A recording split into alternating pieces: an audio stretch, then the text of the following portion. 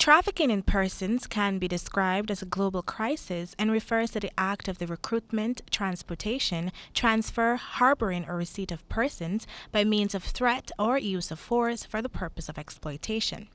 In Guyana, trafficking in persons has always been an issue warranting much concern. In the past, the frequent incidences of trafficking had become so robust that the country was placed on a top Tier 2 watch list in 2010. What this meant was that the government was failing to fully comply with the minimal standards for the elimination of trafficking in the country. However, at present, Guyana has been able to move from a Tier 2 to a Tier 1 ranking and has maintained the position for 4 consecutive years.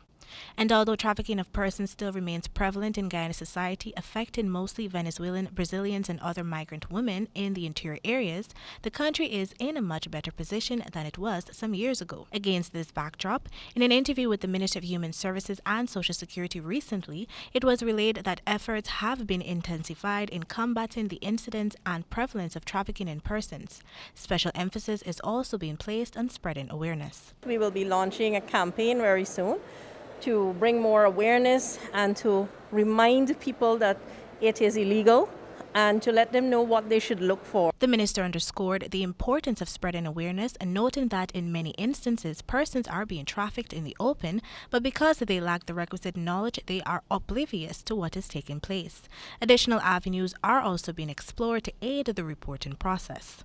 So we're also going to look at ways in which persons who are being trafficked can report safely and also utilize other means of reporting.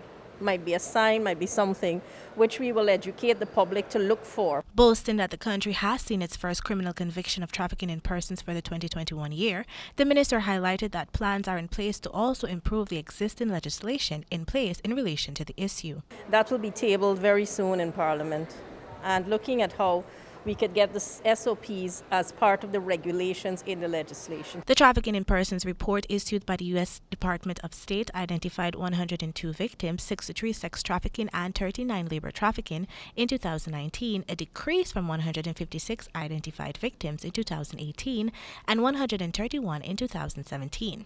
As of July 2020, a total of 43 persons were reported to have been trafficked locally. Reporting for the AGP Nightly News, Kendell Richmond.